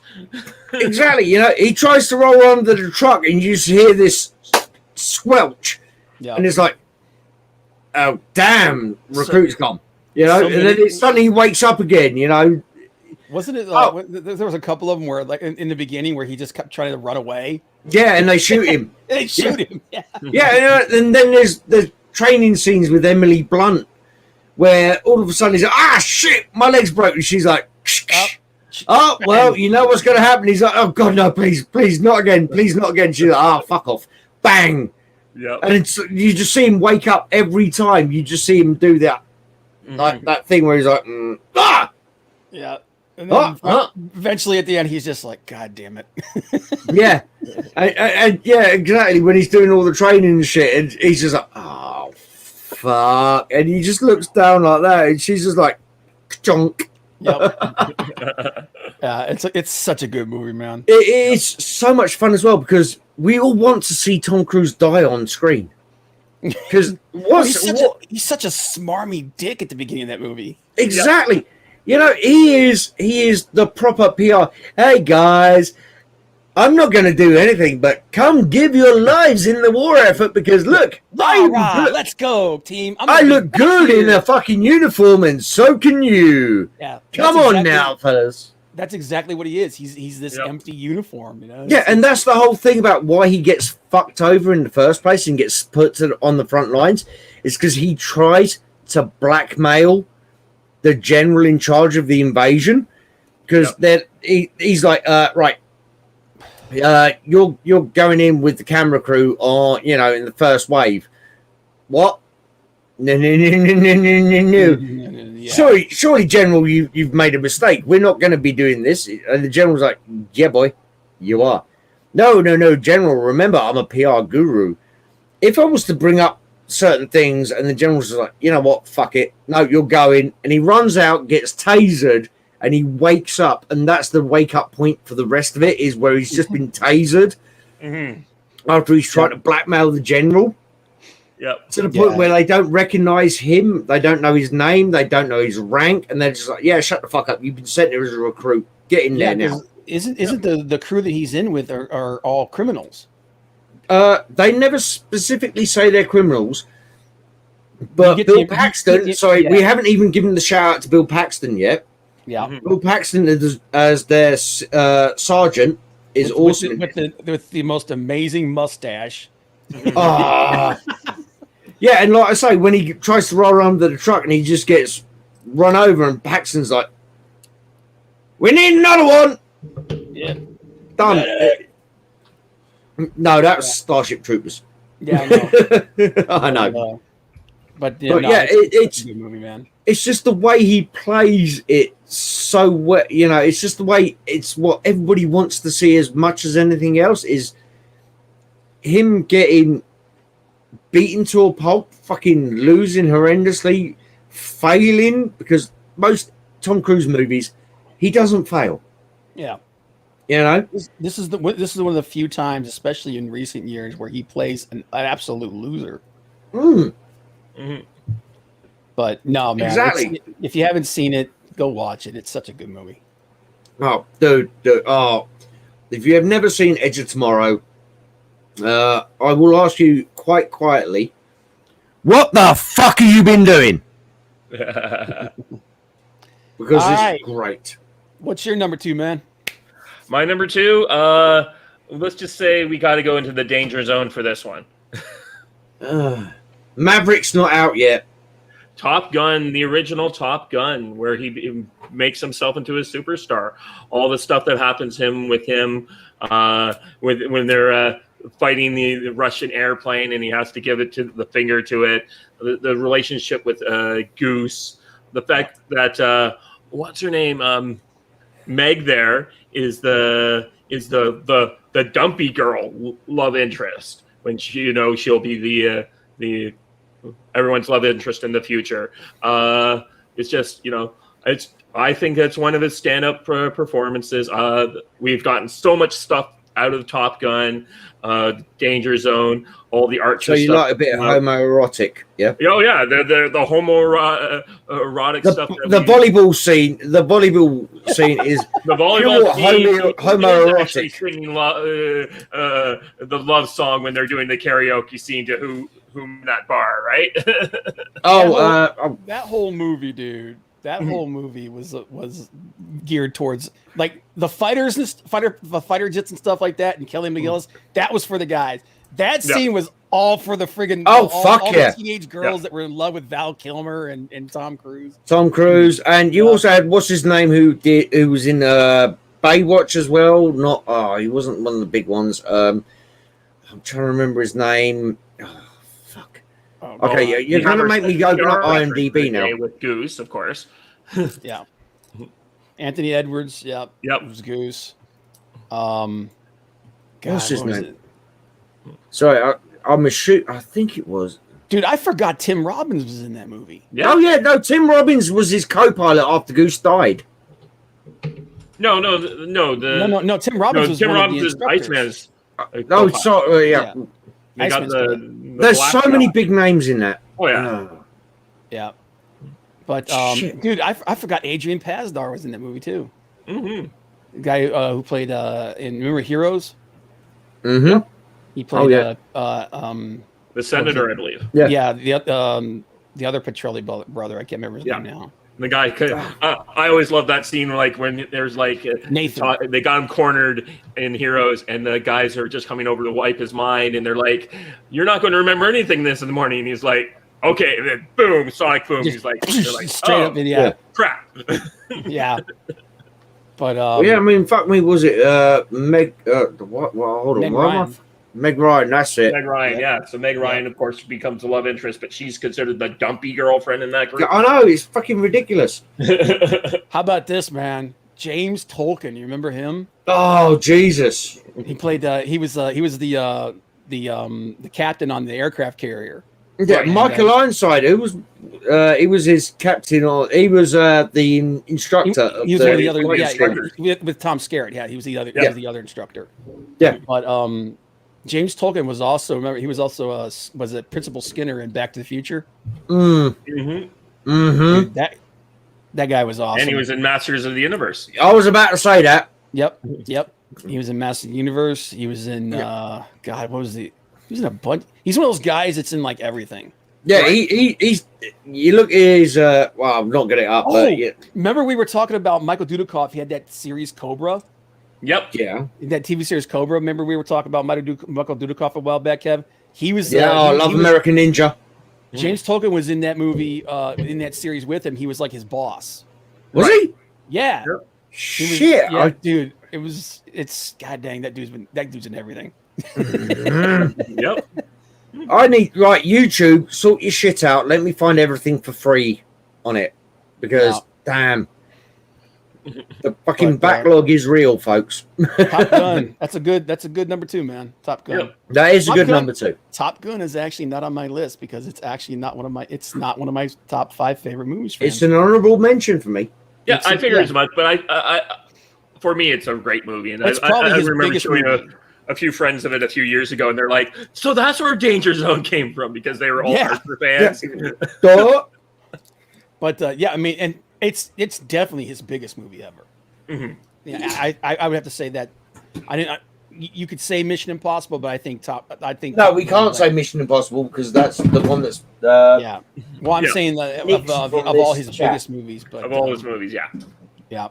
But all right, so number 1, this one's probably going to surprise a lot of people because it is 100% not his best performance, but I freaking love this damn movie. If it starts with L, it starts with L, and the second word is S. Second word is S. Yes. Nope. Okay. So Legend. we're not. I had a feeling that would. I knew one of you two would bring that up. Dude, I freaking and specifically the director's cut version. The theatrical cut version is good, but the soundtrack really detracts from it because when Ridley Scott made the original version of it, he had a more classic fantasy style score to it. The studio didn't like it, so they went and they had Tangerine Dream come in and make a whole new score for it. Oh, really? And Tangerine Dream does some good stuff. Man, that score in the original film, it doesn't feel right to me. It doesn't fit. It doesn't fit. Yeah, it's way too techie modern. You know what I mean? But like if you can find it, if you want to watch, if you've never seen Legend before, it's freaking amazing. Tom Cruise, Tim Curry, Mia Sarah, and Tim Curry, and basically is the devil. Tim Curry's chewing this fucking seat. I mean, not being funny. God. I had to no. In all honesty, I came on as a consultant for that movie, just so Tim Curry could get the horns looking right. Because you notice this, that look, man, is so amazing. Yeah, they had to work on what they used me as a base model, and then they fucking came up with Tim Curry, and I was like, yeah, shit. And Tim Curry I absolutely love that guy. That's a guy, dude. There is someone that we could do a show on. Oh, as like Tim. I don't know. The problem with Tim Curry is he doesn't have a lot of movies as much as you think he does. Like, Wilderness Girls. I remember looking at it a little while ago. He didn't have as much great stuff as I had hoped that he does a lot. Well, I think part of it is that because he has such an iconic voice, he does so much voice acting. Yeah, and that's the thing. He's not. Yeah, I to he be does a honest lot with of you, video games, a lot of cartoons, but he doesn't have a lot of like a lot of movies to choose from. I'm kind of agreeing with Dave here. I think, to be honest with you, Tim Curry, we'd kind of go in no particular order. At least 3 of the top 5 would be Legend, Loaded Weapon, and It. Well, yeah, and Clue. Sorry, that Clue would be number Yeah, 4. Clue's on was there. gonna say, I mean, he's in Hunt for Red October, though he's a very minor character his in part's that. really small in that, though. Yeah, Yeah. exactly. So I wouldn't Yeah. really count that. Rocky Horror. I would say Rocky Horror. Yeah, that'd probably be number 1 on everybody's Rocky list. Horror, Legend, Clue. Dude, I'll tell you a movie that a lot of people don't know that he's in. That he's freaking hilarious. And you ever see Pass the Ammo? I'm just looking. He plays a preacher, like one of those charlatan style preachers. Dude, it's funny as hell, dude. Pass the Ammo. Yeah, Hunt for Red October. His part's just so small. Yeah, he has a lot more of a TV actor than a movie actor, from what I'm looking at. Just going through his IMDb here. He was in Oscar too, but it wasn't a really big. It wasn't a really big part. The Shadow. Now, The Shadow, I would say, was better, but again, he's not one of the main characters. But The Shadow wasn't a very good movie. His character was kind of cool though. But it was overshadowed by the Shipment movie, and that was no pun intended. That was no pun intended, dude. Congo. Yep. No, I love Congo. Bruce Campbell, the chin. That scene where he's eating the dude's cake. Stop eating Miss Sesame cake. Yeah. I'll tell you what. He's in my favorite Muppet movie of all time, Muppet Treasure Island. Treasure Island, yeah. Yep. He does a lot. He's kind of like Bruce Campbell. He does a lot of weird parts. Yeah.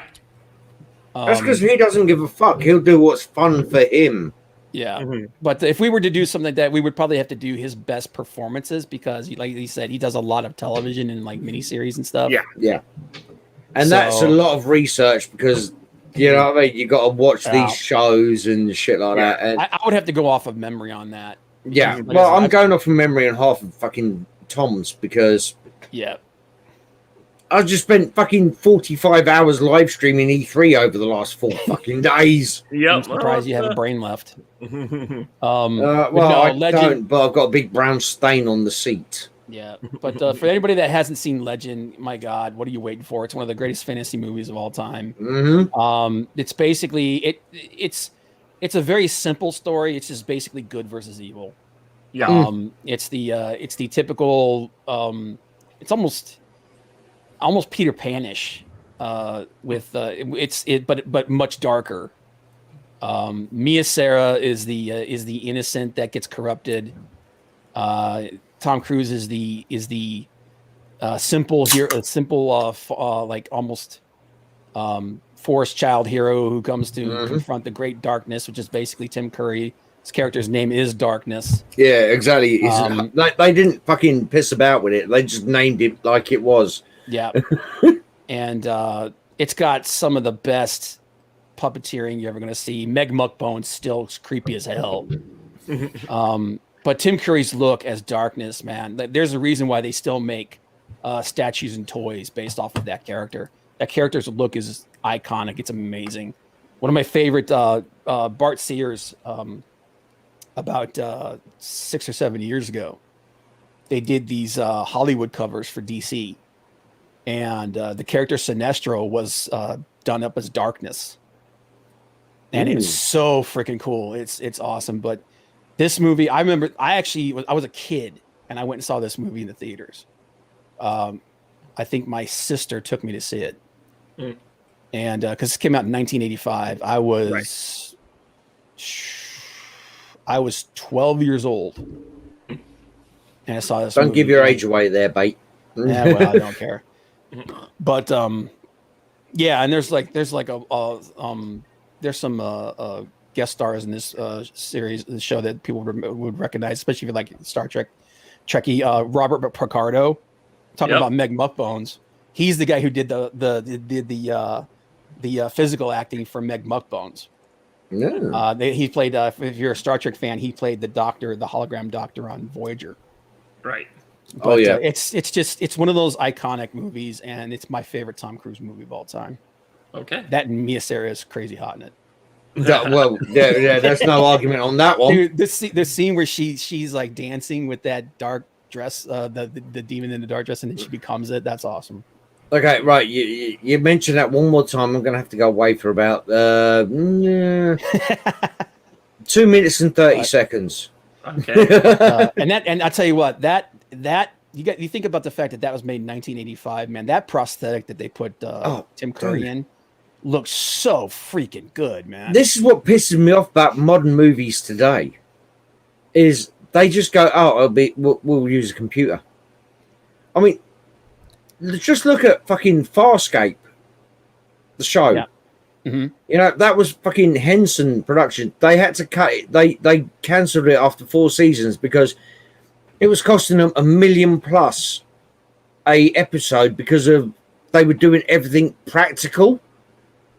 And when they didn't do something practical, like, for example, Rigel floating on his throne, it looked shit because everything else around it was practical. And it's like, it looks, I mean, I'm sorry, but I've got the entire lot on DVD. I'll put that on and I'll put on fucking something which is all CGI right now. Fucking Farscape from 2004 will look better than the CGI crap you get nowadays. Right. You know? Yeah. And it just annoys me.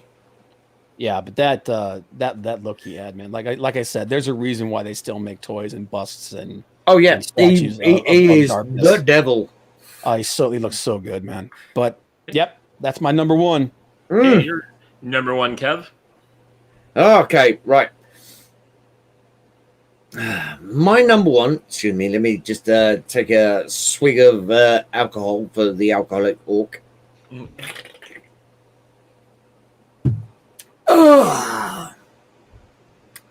Last Samurai. Okay.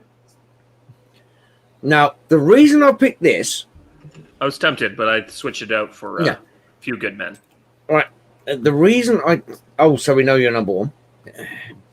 The reason I picked this is because it's Tom doing something which he hasn't actually ever done before as well. He's a broken man. When you first meet him, he's a complete fucking... Sorry, Dave, I almost swore. He's a complete fucking pisshead and who's just at a gun show because he has a name for slaughtering Indians in America. And so he's there just to promote their guns. And he's just like, I'm fucked. I'm pissed. I don't care. Go away. And then he ends up shooting everything off the display. And then Billy Connolly shows up as his sergeant. He's like, I've got a job for you. Come on. Dude, Billy Connolly is so cool in that movie. Oh, yeah. Billy Connolly is awesome. And then they get to Japan and it's like, oh, you're fighting yokels who use bows and arrows.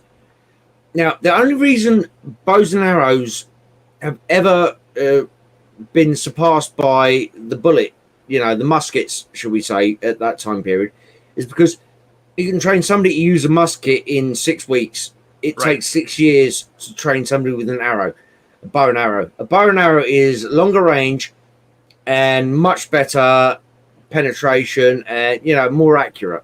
Yep. And the whole thing is he starts off and he's like, no. These idiots we're running with here. You want to go and attack these guys? These idiots don't know the fucking first thing. Seriously, to the point where he's just, because he wants to die.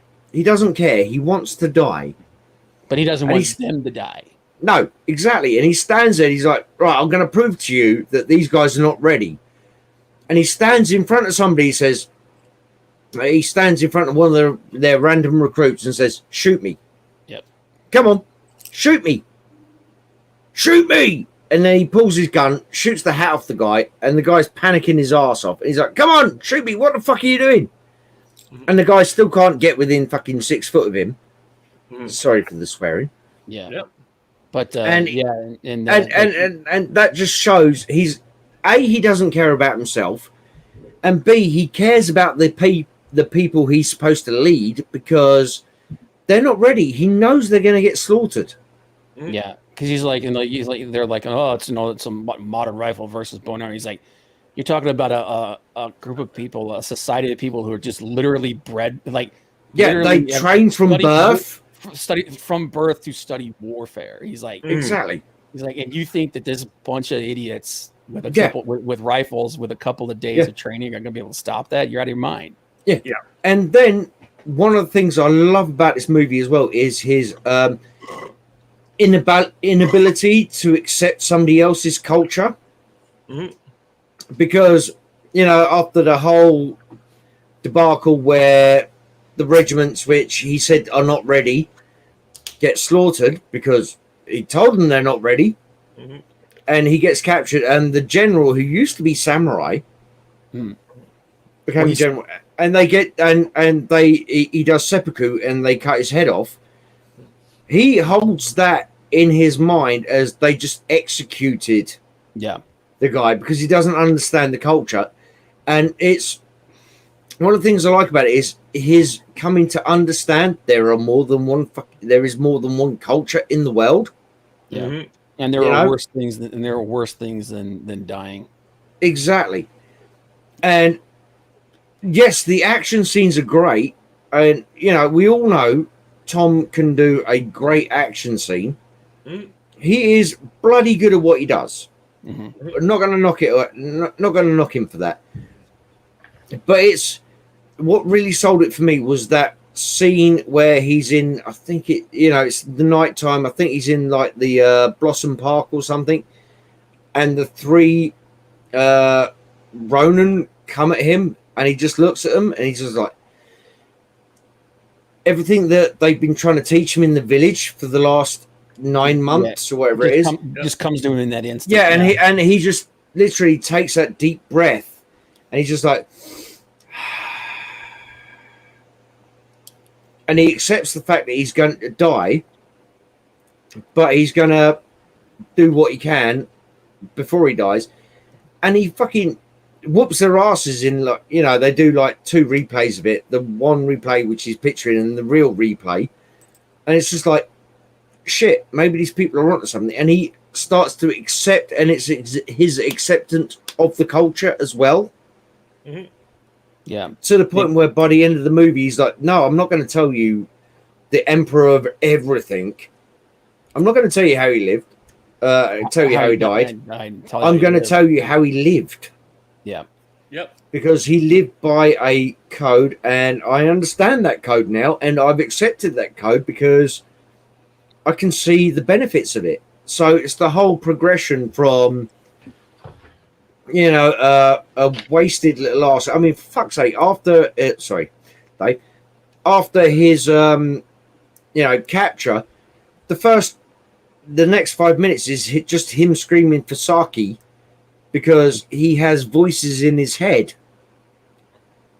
from the screams of the women and children of the Native Americans that, even if he didn't kill them himself, he was part of the attack that killed them. So he's conflicted by guilt, and so he feels that, and then he moves on from that because he accepts, oh shit, maybe I can do something different for this village. Well, it's not just the slaughter that he did, but it's also the retaliation that came. Yeah, and he saw all that too. So it's like he sees the futility from both sides of this thing. Right. Yeah. No, it's a good movie, man. Ken Watanabe in that movie is awesome. Yeah. And I just want him to say, "Let them fight." Dude, Hiroyuki Sanada. So Tom Cruise his character is assigned a minder by Ken Watanabe's character. Turns out that actor has died in like 100 movies, and his job is to always put on the best death possible. He's a paid guy to die. Yeah, no, and oh Christ, I can't even remember his name now. It was Scorpion in Mortal Kombat. Yeah, Hiroyuki Sanada. Yeah. He's the best friend of the guy that Tom Cruise killed. And he's like his biggest critic, and by the end they're friends. Yeah, because he's been his biggest critic, but he's like, well, dude, you beat him. So I'm not gonna hold a grudge against you for that. It's just that you're shit at what you're doing.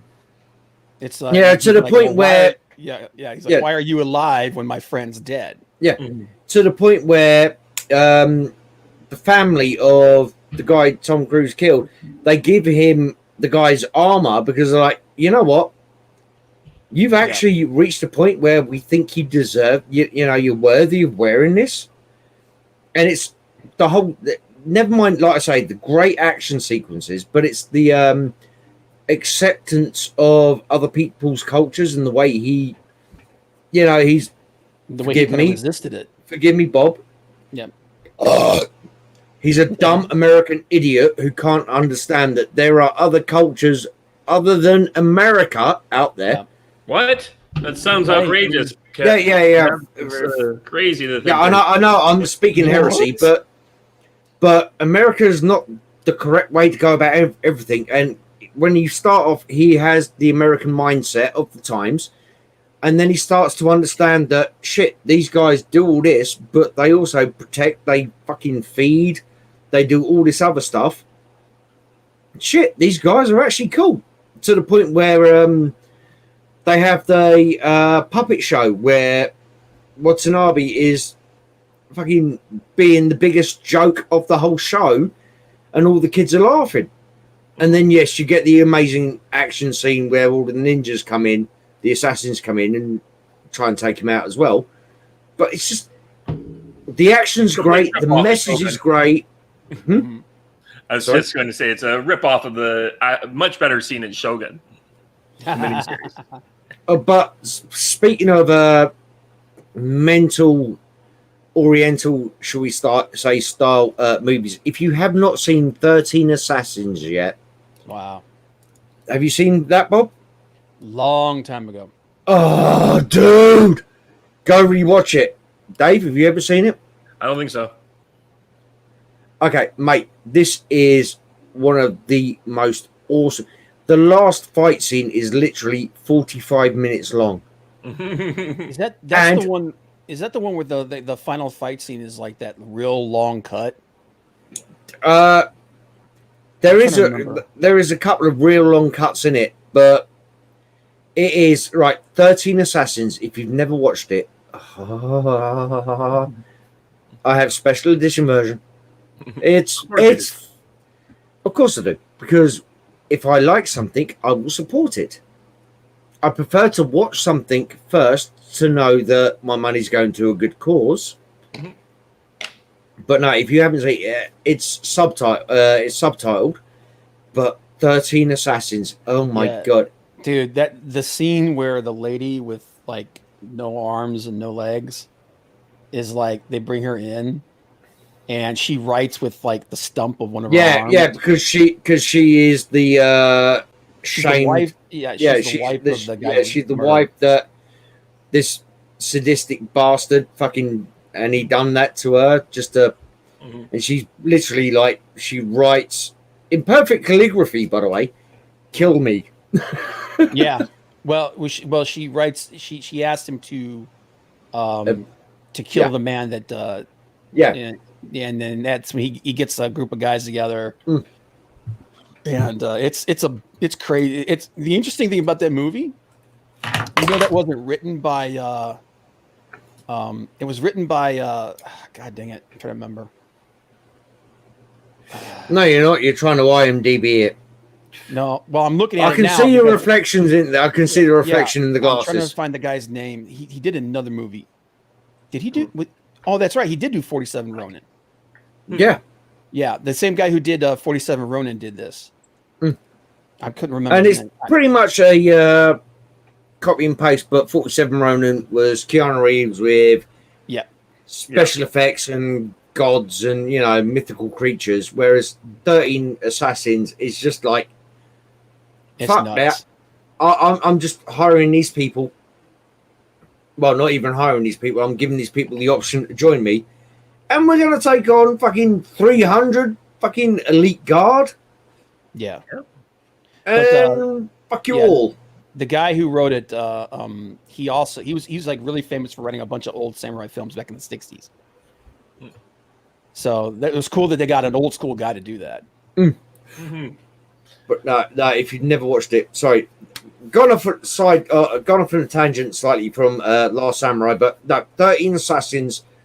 Seriously, check that shit out. Yeah, I have a list of things that a mile long of all the things I need to check out. So Dave bumped 13 Assassins to the top. Yeah. Now make sure you get the 2010 version. Mm-hmm. Yeah, the one from 60, because he also he wrote the original one in like the 60s, but he updated 67, I think it was. Yeah, I don't remember. It was back in the 60s, but he and I think that was the last thing that he ever did was the 2010. It's take like old school samurai film, but put in like modern day like John Wick level blood and guts. Mm-hmm. It's hardcore, dude. Seriously, Dave. I mean, I know you're the ledge, but do it. Do it now. No, I can't. Do it. I have to give you my number one pick for one thing. Yes. All right, do it after your number one pick. My number one was Collateral, and I liked it. Oh, that was what for me is more the relationship he has with Jamie Foxx's character and how he's kind of forcing Jamie Foxx to come out of his shadow because he's like poking him and prodding him and showing him how to be a person. So he's having this kind of thing where, like when Jamie Foxx has told his mother that he's a successful limo driver and he's got his own business. Meanwhile, he's working for a cab and he's a pushover and has all this stuff going on. And gradually Tom Cruise's character is just pushing him into being a better person while killing a whole bunch of people along the way. It's almost like they took that one scene from was it my brain doesn't want to work right now. Edward Norton and Brad Pitt. Fight Club. Yeah. That scene from Fight Club when the Dairy Mart guy. Yeah. Where he takes he says I'm gonna come back, and if you're not on your way to being a marine biologist, I'm gonna beat your ass. Yeah. He's like, I'm gonna kill you. So it's like almost like they took that one little snippet, that one little scene, and they made a whole movie out of it. Right. And it's just sort of like starts off, you're just this average schlub with dreams that you won't pursue because you don't want to take any chances. And it feels personal to me because this is something that's been going a lot coming up in my own personal therapy stuff that I've been dealing with. And it's just this whole idea of not putting yourself out there and taking the chance and like going up to the girl and asking her, sure, she says no, but at least you asked and found out rather than living your life thinking that you didn't. Oh, I could have. Yeah, I could have been that way. And I later discovered I missed out on some opportunities because I didn't do that. And I'm like, next 4 years of my life, I want to make those kind of chances. So nothing's more destructive than regret. Right. You. So. Well, except an ex with a good lawyer. But no, man, it's like we picked some of the movies we picked for our top 5 were different. But like I said, Tom Cruise. I can't even think of a truly bad movie that he's ever done. I mean, like truly bad, man. Oh yeah, I'm trying to think of a truly bad Tom Cruise movie. I can think of one truly bad one. The Mummy. Okay. Well, there's that one. I was about to bring that one up. Cocktail. No, Cocktail I like. There is some. You're like one of the few people who do. I actually like. No. I like Cocktail too. I think it's one of his weaker films. Yeah, but there was stuff. But he was still finding his feet as an actor at the time. Yeah, it's Cocktail. And what's his name? Fucking why am I not James Wood? Brian Brown. Brian Brown. Brian Brown. That's it. Yeah, remember those movie FX? Yeah, I love FX with Dennehy. Brian Dennehy. Yep. So and I also love fucking what was it? Dennehy's boxing movie as well. Oh shit! Best of the Best. No. It was the one where he's the bad guy. The first Best of the Best. The one where he's bad guy at the end of it, and oh god, I can't remember. They renamed it for a new movie as well. Wasn't Undefeated. It might have been. No, Brian Dennehy. All right. Oh Jesus Christ! gonna do my head in now. I'm gonna have to go on to IMDb. Yeah, I'm looking it up right now because I know the one you're talking about and I can't remember. What about Days of Thunder? Do we actually like that movie? I like it. There were parts of Days of Thunder I like. Mm-hmm. Gladiator. Gladiator, that's Yeah. it. Thank you, Jesus Christ. With Cuba Gooding Jr. That's it. Oh, yeah. Where the final bare knuckle boxing fight, he's like, "Come on, son, hit me on the top of the head. Hit me on the top of the head. Remember, the top of the head, you'll break your knuckles before you fucking break you break your knuckles before you break the skull.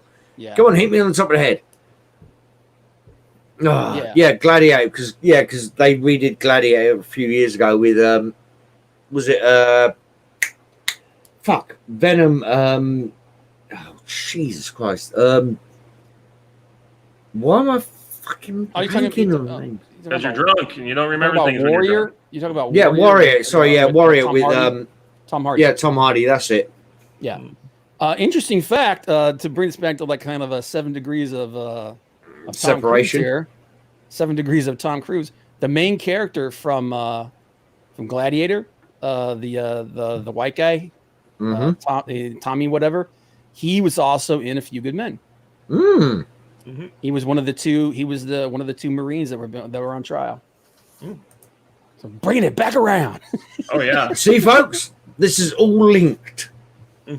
We don't just spout random Well, yeah, we do. I spout random nonsense. I was gonna say, don't even pretend, man. You know we do.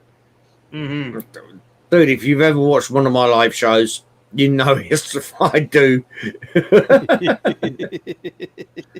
Well, I've been thinking about doing. We started this off usually with movies of that are a bit lesser known or from actors who have been kind of the forgetting. So we did a lot of Charles Bronson, Chuck Norris, other people like Christopher that. Lambert, Rutger Hauer. I was thinking of going back a little old school for a moment and doing the next one would be Lee Marvin movies. Oh, yeah. Lee Marvin movies that are not the Dirty Dozen. Oh, you just took my number one. I know. God damn, motherfucker! Makes it hard. Dang it! Dang it! Bastardized. Mm-hmm. Well, we knocked off Delta Force from Chuck Norris, so I have put Delta Force back in play for you. We would have. Well, God, we would have to put. Let's see here. I'm not sure I could put Delta Force back in it because he was more of the mental figure, not really the. Hey, there's lots of other ones that are in there. I love. We have the Professionals. We have all these other. Hell in the Pacific should be probably on people's lists. Kane Mutiny. Yep. Kane Mutiny. So what do we say? Lee Marvin, not Dirty Dozen. Yeah. Yep. I thought that was. I was hoping you'd say something else when I asked it again. Well, that's the most famous movie he's ever done. Yeah, that's why we're in the show. We take the most famous thing out, or the biggest franchise out. Yeah. So he's Dave, I love you. You're an arsehole. That's a guy that's got a long career, though, man. Oh God, yeah. You know, that'll be a good one. But the thing is, you got to fucking get time to watch this. Well, that's why we do it every 2 weeks. I know. Mm-hmm. God damn it. Oh, that was a bit bubbly. Sorry about that, folks. No problem. Nothing happened on the keyboard Yep. that it's not used to. You know, one thing about Lee Marvin that I actually screwed up is that I used to think that he was the guy that was in Hudson Hawk? And it's like, that's James Coburn. Yeah, it's Coburn. That's another one I was thinking about. I love Hudson Hawk. Sorry, I love Hudson Hawk. Yeah, I was like, Lee Marvin was so good in Hudson Hawk. I'm like, and my friend's like, no, dude, that's not Lee Marvin. That's James Coburn. And I was like, what? And I'm like, oh crap, it was. Mm-hmm. There you go. There's another good one. Bruce Willis, not Die Hard. Yep. Oh, dude, there's a lot of that. Oh yeah. But sweet. Well, anyways, guys, I got to get going. I got to make some dinner. Cool. All right, dude. Okay. Dave, thank you for having me on your channel. Yep. And we'll see you guys in 2 weeks. Do we like Tuesdays or Wednesdays? Either or is fine with me. Yeah. Okay. Well, I'm just grateful you could ship it from Tuesday to a Wednesday because of fucking why we moved E3, it back which to was not Tuesday worth it. because I find we're running up against a couple of our friends' shows on Wednesday, so that's probably why we didn't have as great a chat going on as we might do. Sounds good. Okay. Tuesday, 2 Sounds weeks good. from now, Tuesday. Okay. See you Bob, guys. do you want me to remind you about that? Yes, please. Okay. Okay. Dave, you are the ledge. Yep.